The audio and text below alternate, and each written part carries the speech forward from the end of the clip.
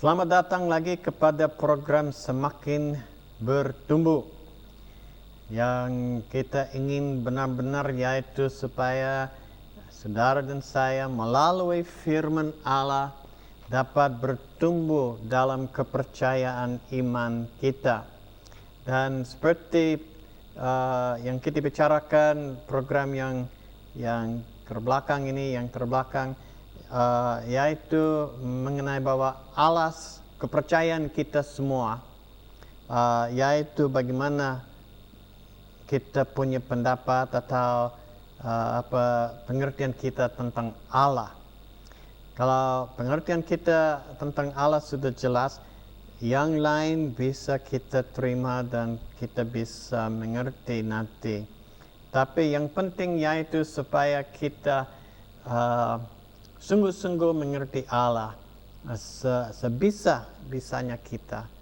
Dan ini tidak mudah, saudara, karena Allah memang satu pribadi yang di luar kapasitas kita, kesanggupan kita untuk mengukur atau untuk tahu. Tetapi walaupun begitu, kami harus sungguh-sungguh cari tahu supaya pengertian kita bertambah akan Tuhan. Nah, sekarang kita mau bincang sedikit tentang yang itu, tentang Allah memang.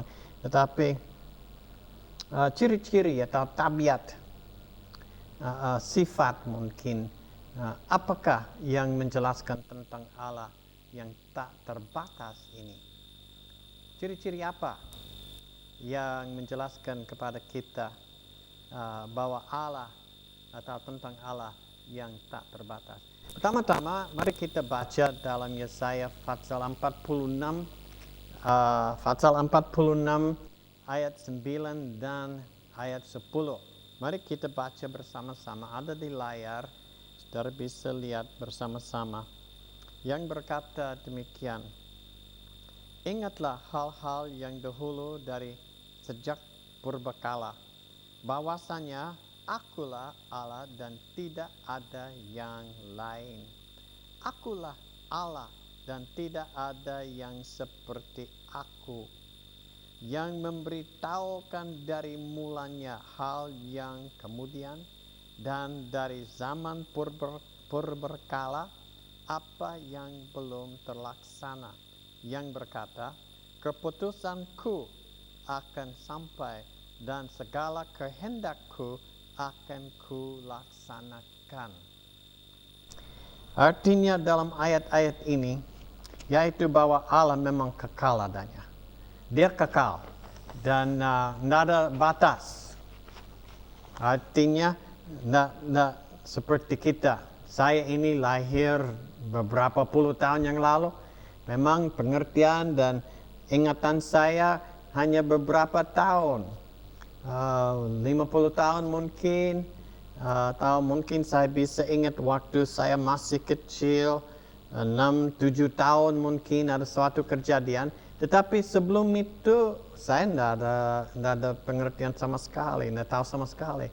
Jadi saya terbatas, kita manusia terbatas, tetapi Allah tidak terbatas. Allah tidak terbatas dan Dia kekal adanya. Dia dari pertama, dari awalnya sampai akhirnya, tetapi melewati itu lagi Dia. Jadi Dia kekal adanya dan Dia tidak pernah berubah. Tidak pernah berubah Dia. Kita bisa baca dalam Maliaki pasal 3 ayat 6 yang dikatakan kepada kita bahwasanya aku Tuhan tidak berubah. Artinya tidak berubah seperti manusia. Kami tahu setiap hari saya ini berubah. Satu hari mungkin saya manis dan senyum dan merasa baik, tapi besok saya ada muka panjang dan seri dan galak dan segalanya. Suka berubah. Allah tidak berubah. Allah tidak berubah. Sama kemarin, ini hari, sampai selama-lamanya Dia. Kami bisa baca juga dalam Kejadian pasal 17 bahwa Allah itu maha kuasa. Dan dia berkata, akulah Allah yang maha kuasa. Maha kuasa apa artinya? Tidak ada yang bisa melawan. Tidak ada yang dia tidak bisa kerjakan. Tidak ada yang membatasi dia. Maha kuasa, artinya tidak ada batasnya dalam ini. Yang dia tidak batas. Lalu kita bisa baca dalam Mazmur 139 ayat 4 bahwa semuanya telah kau tahu, ya Tuhan. Artinya Allah maha tahu. Dia tahu segala sesuatu. Dari awal sampai akhirnya dia tahu semuanya. Tidak ada sesuatu yang Allah tidak tahu. Waduh, ini pusing untuk memikirkan hal Allah ini. Tetapi jangan sampai kita mau putus dan bilang, wah sudah, enggak. Kita mau bertekun terus untuk mengerti tentang Allah ini. Dan kita bisa baca di dalam Wahyu pasal 19 ayat 6. Karena Tuhan Allah kita yang maha kuasa telah menjadi Raja. Jadi dia memang maha ada, maha kuasa. Tidak terbatas dia. Lalu dikatakan bahwa dia maha hadir. Maha hadir artinya dia ada di mana-mana. Dia ada di Eropa, dia ada di Amerika Serikat, dia ada di Jakarta, ada di Solo, ada di Palangkaraya, ada di Irian Jaya, ada di Medan. Di mana-mana Allah ada. Tidak bisa kita lari dari muka dia, tidak bisa kita lari dari perhatian dia. Yeremia berkata di dalam pasal 23 ayat 24, sekiranya ada seseorang menyembunyikan diri dari tempat persembunyian, masahkan aku tidak melihat dia? Demikianlah firman Allah. Artinya, tidak ada tempat yang saudara dapat sembunyikan diri dari Allah. Di mana-mana saudara pergi, ada dia. Nah, ini ada hal baik dan ada hal buruknya. Kalau kita berbuat sesuatu yang salah, nah memang kami tidak senang kalau Allah ada. Dan itu mengerikan kita, bikin hati kita ini. Tetapi kalau kita berbuat baik dan menurut dan taat akan hendak dia di dalam Alkitab ini, oh kami dapat berterima kasih. Saya berterima kasih bahwa Tuhan senantiasa ada dan dia tahu keadaan saya. Dia tahu bagaimana suasana keliling saya. Dia tahu kalau ada bahaya, dia tahu kalau ada hujan, dia tahu kalau ada matahari, dia tahu kalau saya lapar, dia tahu kalau saya pusing, dia tahu ini semuanya, maha tahu dia. Jadi, karena dia ada di mana saya dapat pergi, ada dia. Jadi kami manusia tidak usah khawatir.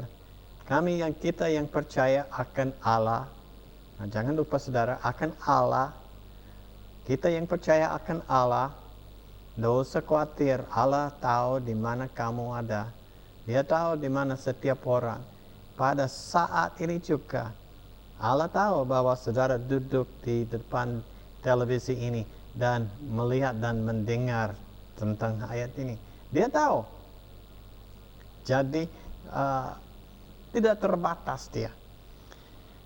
Lalu kita dapat tahu bahwa Allah kudus adanya. Tidak ada berdosa di dalam Allah. Tidak ada dosa atau kesalahan di dalam Allah. Tidak ada. Sempurna dia. Kudus dia. Kita bisa baca dalam Imamat. Pasal 19 ayat 2. Kuduslah kamu. Sebab aku Tuhan Allahmu kudus. Tuhan suruh supaya saudara. Namamu apa? Saudara dan saya kudus. Seperti dia kudus. Wah, bilang, wah, tidak bisa. Bisa dengan pertolongan dia. Lalu kita baca bahwa dia memang adil. Kami manusia suka berbuat dalam satu hal yang kita tidak adil. Kadang-kadang kami tidak adil, tetapi Allah tidak pernah tidak adil. Dia selalu adil. Memang dia sumber dari keadilan, dari hal adil ini. Dan dia jujur selalu. Dia tidak memihak orang. Dia memang kudus adanya dan adil. Kita bisa baca dalam Ulangan pasal 32 ayat 4, Allah sumber kebenaran dan tanpa kesalahan, Allah yang setia dan tiada kecurangan, adil dan benar Dia. Inilah Allah yang kami dapat pegang akan Dia. Dia penuh dengan kebaikan, Dia setia. Kita baca dalam 2 Timotius pasal 2 ayat 13, Dia tetap setia karena Dia tidak dapat menyangkal dirinya. Dia setia kepada kita. Dan Dia penuh dengan kebaikan. Kita baca dalam Mazmur pasal 145 ayat 9, Tuhan itu baik kepada semua orang dan penuh rahmat terhadap segala yang dijadikannya. Yang dijadikannya, yaitu Allah. Kebaikannya dimasyurkan kepada kita semua. Dia murah hati, penuh dengan belas kasihan. Dan kalau kami baca dalam Alkitab ini, kami dapat baca banyak kali, puluhan kali orang berbuat salah, tetapi Tuhan ada belas kasihan, murah hati kepada orang itu. Dan Dia menolong walaupun orang itu salah kepadanya, perbuatannya salah, benar-benar salah. Tapi Tuhan penuh dengan kasihan dan murah hati. Kita lihat juga dalam Alkitab, dalam kitab Keluaran 22 ayat 27, bahwa sebab aku ini pengasih, artinya Allah yang pengasih. Dia menunjukkan kasihnya kepada kita. Dan itu bisa kita ada ikatnya juga kepada Kristus. Dia menunjukkan kasihnya kepada kita, yang mana Dia menderita dan disalibkan supaya saudara dan saya dapat beroleh keampunan akan dosa-dosa kita. Dan Dia pengasih kepada kita. Kita lihat bahwa Dia juga yang sumber kasih. Kita bisa baca dalam Yohanes pasal 1 Yohanes pasal 4 ayat 10. Inilah kasih itu, bukan kita yang telah mengasihi Allah, tetapi Allah yang telah mengasihi kita. Nah itu isi. Dia mengasihi kita. Tidak terbatas Dia. Tidak terbatas Tuhan. Dan kita bisa tahu bahwa Allah memang sungguh benar, tidak terbatas. Tidak dapat kita membatasi Dia. Tidak dapat kita mengkurung Dia atau ikat Dia. Karena Dia maha besar. Dan tidak dapat diikat atau dibatasi oleh kuasa manapun di dalam dunia ini. Nah, kita juga insaf sekarang bahwa memang Allah sungguh benar dengan ciri-ciri yang kita periksa tadi, dengan ringkas kita periksanya, dengan ayat-ayat yang kita baca bahwa Allah memang benar, tidak terbatas. Tidak terbatas. Kita boleh tanya juga sekarang, apakah yang dimaksud dengan Tritunggal yang kudus? Nah, ini satu hal yang penting juga. Sedikit sukar untuk kita mengerti, sama seperti yang ciri-ciri Allah yang maha tahu, maha hadir. Sukar untuk kita mengerti karena kita orang yang terbatas. Dan juga kita datang kepada ini hal Tritunggal. Tritunggal yaitu adalah, kita baca dulu. Let's baca dulu apa yang dikatakan dalam firman Allah. Dalam 1 Yohanes pasal 5 ayat yang ke-7. Mari kita baca bersama-sama. Sebab ada 3 yang memberi kesaksian di dalam surga, Bapa, Firman, dan Roh Kudus. Dan ketiganya adalah satu. Tiganya adalah satu. Nah, banyak orang bikin satu persoalan atau problem dengan ini, masalah. Bagaimana 3 bisa jadi satu? 1, 3 kata orang. Mana bisa 3 menjadi satu? Well, ini ada 3. 1. Begitu mudah.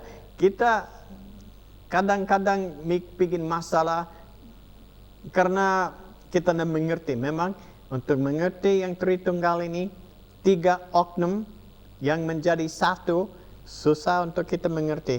Tapi ada satu ini yang contoh yang sedikit mudah mungkin yang tolong kita memudahkan ini. Kalau ada air, dan ibu tahu ini mungkin, kalau ada air, 1 cangkir air, lalu ada beberapa sendok susu, bubuk susu, dan you masukkan bubuk itu, susu di dalam air, menjadi apa? Susunya. Air dengan bubuk ini menjadi susu. Artinya 2 ini menjadi 1. Menjadi yang dicampur menjadi 1. Well, sama juga kalau kita mau supaya ada coklat. Coklat itu kami bisa ada air putih, bisa ada bubuk susu yang putih ini, dan ada coklat yang bubuk coklat ini. Kita campur semuanya, masih susu, tetapi ada warna coklat. Tetapi 3-nya ini, air dengan bubuk susu dengan coklat ini, semuanya satu-satuan. Tetapi kalau dijadikan semua menjadi susu yang coklat ini. Jadi, buat saya pribadi, saya tidak ada problem, tidak ada susah untuk percaya bahwa Allah satu dan Allah Tritunggal, artinya 3 di dalam 1. Tidak susah buat saya. Saya tidak pernah bikin masalah karena walaupun ada 3 oknum, ada dalam Tritunggal itu adalah Bapa yang kita baca tadi, dan ada firman yaitu Yesus, dan adalah Roh, yang 3-nya ini menjadi 1, menjadi Allah. Jadi kadang-kadang kami mau kami mau bikin persoalan. Padahal tidak ada sebabnya, tidak ada alasan untuk bikin persoalan. Ada banyak hal di dalam dunia ini kami tidak mengerti. Seperti kita bilang tadi tentang angin. Angin datang dari kanan ke kiri, tidak bisa lihat. Tapi saudara bilang ada angin. Nah, firman Allah berkata bahwa Allah kita 1 tetapi 3. Perlu kita terima begitu saja. Perlu kita terima begitu saja. Buat apa kita mau bikin masalah, mau bilang mana bisa ada Allah 1 tetapi 3. Mana bisa ada angin tetapi tidak ada badan dan tidak ada bentuk, tidak ada bahan atau barang untuk angin. Mana bisa kita bilang tidak ada angin? Mana bisa kita bilang tidak ada angin dan tidak benar? Jadi sama dengan ini Tritunggal. Mungkin sedikit kami kurang bisa mengerti bagaimana 3 orang bisa menjadi 1. Mungkin sedikit sukar, tetapi oleh karena ada begitu, saya percaya. Nah, dengar. Oleh karena ada begitu, saya percaya.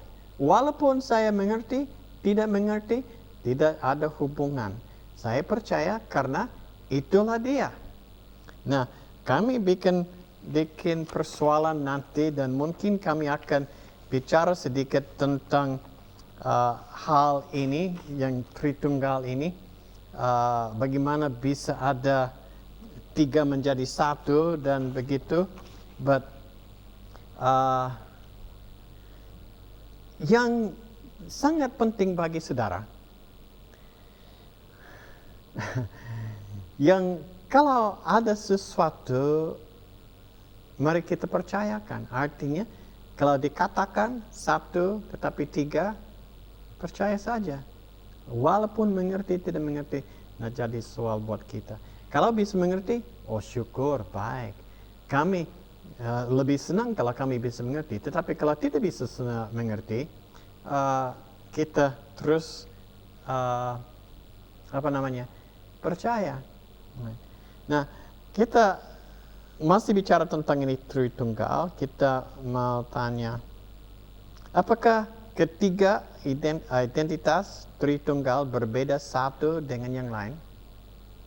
Kita bilang memang ada tiga. Apakah ketiga identitas Tritunggal berbeda satu dengan yang lain? Saya mau bilang, menurut firman Allah juga, memang lain. Mari kita baca dalam Kejadian pasal 1. Kejadian pasal 1 ayat yang ketiga.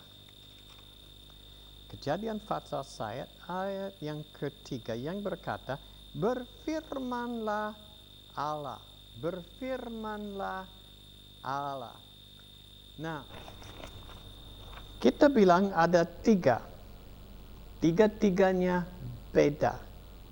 Ada yang satu yang dikatakan Bapa, ada satu yang dikatakan Anak, yaitu Yesus, dan ada satu yang dikatakan Roh. Nah, tiga-tiganya berbeda dan identitasnya beda, kerjaannya, karyanya beda, tujuannya bukan tujuan, tetapi tugas mereka beda tiga-tiganya, tapi masih Allah. Dan di dalam hal yang penting itu, tiga yang beda ini satu, tidak ada beda. Artinya Allah tidak dengan pikiran melawan Anak Yesus, tidak. Allah Bapa tidak melawan Roh, tidak. Mereka selalu bersatu dalam hal-hal yang itu. Jadi, kita bisa baca dalam Kejadian pasal 1 ayat 1 itu juga, bahwa pada mulanya Allah, yaitu Bapa, Dia menciptakan langit dan bumi. Dan karena di dalam Dia, yaitu Anak, telah diciptakan segala sesuatu. Dalam Kolose kami bisa baca, Rasul Paulus berkata, oleh karena Yesus, semuanya diciptakan. Dan oleh nafas, kita bisa baca dalam Ayub pasal 26 ayat 13, oleh nafasnya, yaitu Roh Kudus, langit menjadi cerah. Jadi tiga-tiganya ada karyanya sendiri, tetapi beda mereka dalam hal, tapi satu mereka. Jadi tidak sukar kalau kami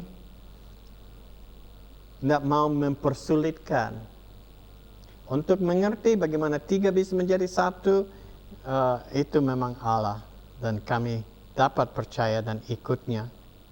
Nah, kalau kita mau bicara tentang yang penjelmaan, yaitu Yesus adalah Allah yang dijelma menjadi manusia. Yesus adalah Allah yang dijelma menjadi manusia.